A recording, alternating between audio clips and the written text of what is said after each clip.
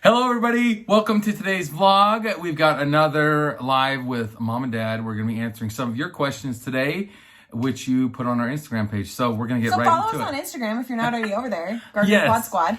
Follow us on YouTube, follow us on Instagram, follow us on Facebook. Yes. I'll post all the links in here for you guys. First question right out of the bat. Are you guys going to get a pool? Yes. Ashley has been talking about this all summer since spring. We've had a conversation. I've been talking about this all summer since 2002. That's probably true. But yeah, since we moved into the house. But we actually talked about it before, and then budget, and you're just like, we don't have money for that right now. Well, everything is really high right now. Also, did you guys know that we're in a concrete shortage? Like, why is that a thing? I know. I called my concrete guy to pour a slab, and he's like, we can get you next year. I'm backed up. That's what he said. Okay. And the pool companies were like, we'll probably be okay. And I'm like, probably. Like, I don't want my yard ripped up for an entire year because you hope you can get concrete. I would rather just enjoy my yard for another year and then put the pool in when we're not in a concrete shortage. I don't know. Maybe they can get the concrete, but I wasn't willing to bet on that. So I win for this year. We're not getting a pool this year.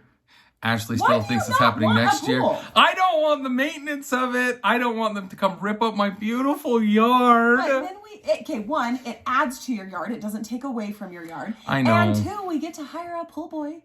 I'm the pool boy.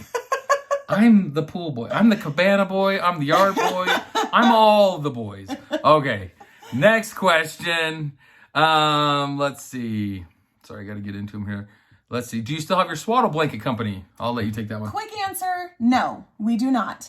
It was awesome. It was our first business that we ever started. It was so great.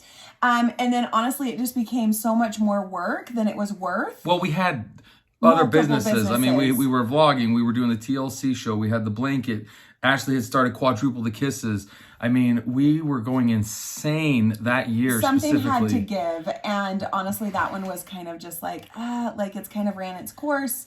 But we do get questions about it a lot. And I'm doing something brand new, which is going to be really cool that I haven't even announced anywhere yet. So I'm not going to say it here yet. But you want to come over to Quadruple the Kisses on Facebook and start following me there because we do have some blanket inventory available. And by some, I mean hundreds. Do we have hundreds, really? Hundreds. No, we have so many blankets, guys. And people message us about these all the time. And I have so many colors, patterns. Well, we're gonna be putting them back out there for you guys. Just to get what we have. Yep. Just to take what we have. We're not ordering more. We're not starting up the business again. But we'll just sell off the inventory that we do have. Which is a lot of fall stuff. We have a ton of fun cute That's prints. coming this week. So if you don't want to miss that, go follow me. I have a business page and a business group, Quadruple the Kisses and Quadruple the Kisses Beauty. Make sure you request to join the group because over on Facebook. That's where it's going to be. Yep. On Facebook, that's where it's going to be. And I'll try and remember to put the link in this video. I got it. Okay, I got it. All right, good. All right, blankets. There you go. All right. Which girl's the most organized? Let's count. Let's answer on 3. Ready? 3, 2, 1. Evie. We were both on the same page.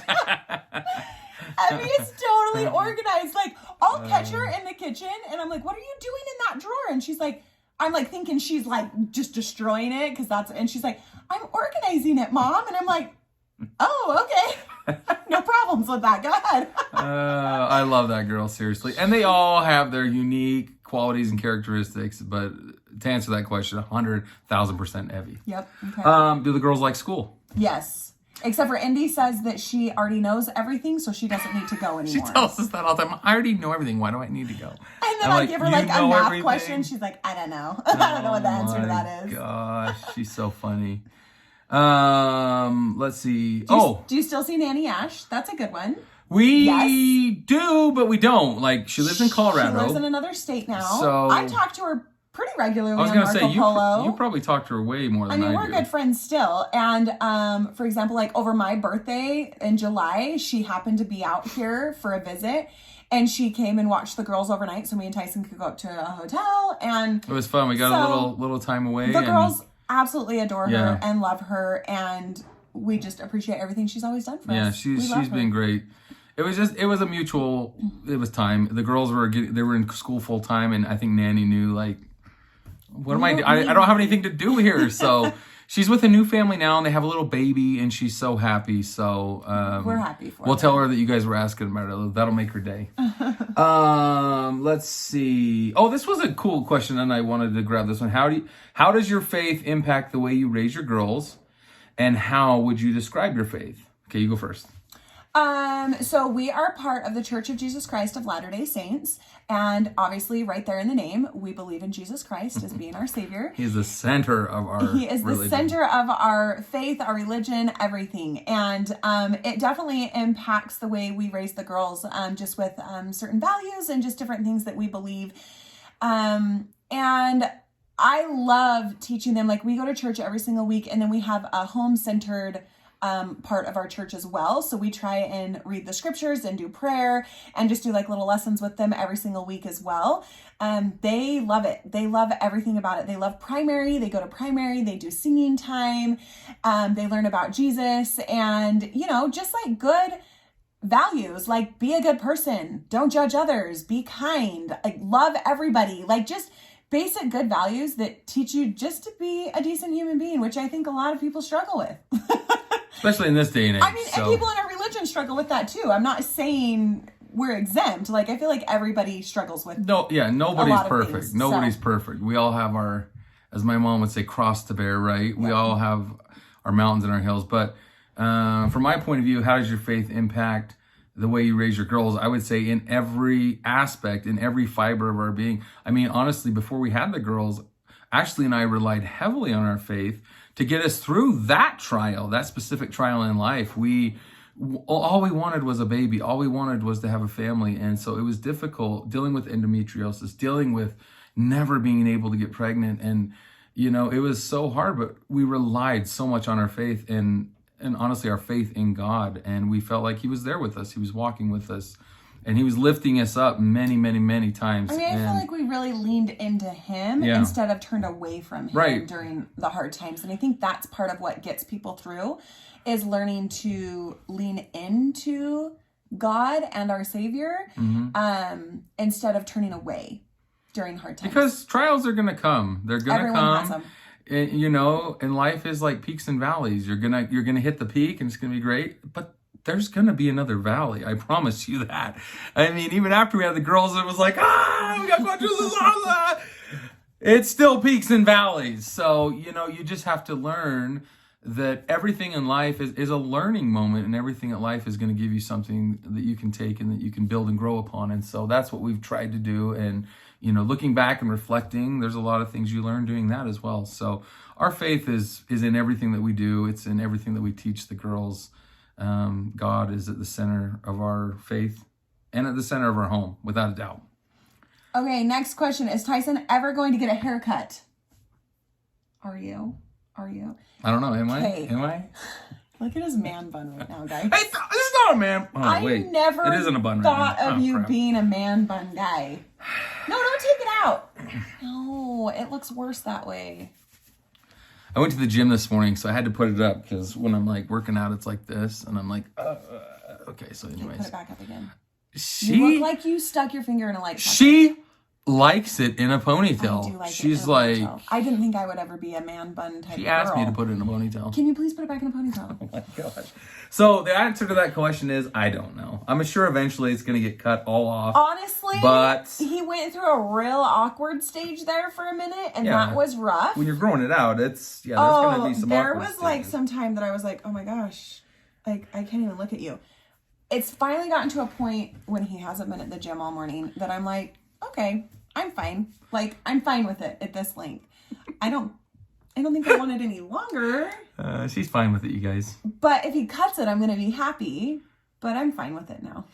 All right, last question for this vlog. We love and appreciate you guys. Thank you for submitting these and hanging out with us.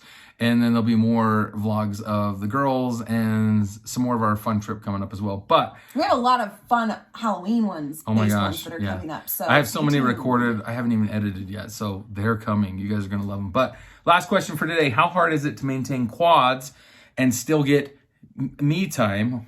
Us time. Are you still hiding in the pantries? I love you guys. You're number one fan. Awesome question. Thank you. Love it. Are you still hiding in the pantry? Yeah.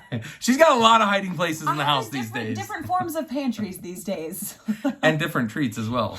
It's not just licorice anymore. It's like nerd clusters, like nerd clusters. And yeah, airheads and yeah. Anyways, nothing chocolate though. But how do we maintain the quads and still get? It's honestly it's a delicate balance. Okay, and I disagree with that because I feel like balance doesn't exist. Balance doesn't exist. You cannot perfectly balance everything in your life all at one time. It's a balancing act, is how I like to say it. Okay. So for example, you have like all these things with like, it's like a stick with a plate on it, right? And you're like spinning this plate, and this is your work plate, and then you've got your family plate, and you've got your self-care plate, and you got your marriage plate, and you've got family, whatever it is. And you're getting all these plates going, right? And then you're like, okay, today I have to really work on work. So you're like spinning this work plate, but these ones are still spinning, but they're starting to get slower. So they start getting wobbly, and you have to like move over here and be like, okay, I've got to neglect work for a minute. I got to start spinning the family plate again, right? Because my kids really need me. Like, I feel like it's a balancing act, but there's no real balance in life. Yes? No? Do you agree with that? Can you literally perfectly balance everything all at once and give it 100%? No. You can't. No, I think she's right. I think you're right. I never thought about it like that. You're so smart. Well, I had to learn Where did you that come from? because I felt really guilty that I couldn't balance everything and I was giving everything in my life 20%. And I finally realized once I let go of that pressure of like, it actually isn't possible and that's okay to just focus just on marriage or just on myself for the next 2 hours or just on work or just on the kids or whatever it is, church related responsibilities, my parents, whatever it is. Once I like let go of that pressure, I was like, oh, it's okay. It's okay that I can't balance everything. No one can. No one can. Anyways, there's your life lesson for the day. Okay. I'm going to leave it at that. I'm not even going to say anything because that was good. So anyways, we love you guys. I'll try and pop all the links down here for you to follow us over on Ashley's pages on Facebook. And you'll have all of our other links in the vlog as usual. But we love you. And we'll see you guys all in the next fun travel vlog. Where did we go next? Check it out next time. Balance all your plates, guys. Bye, guys.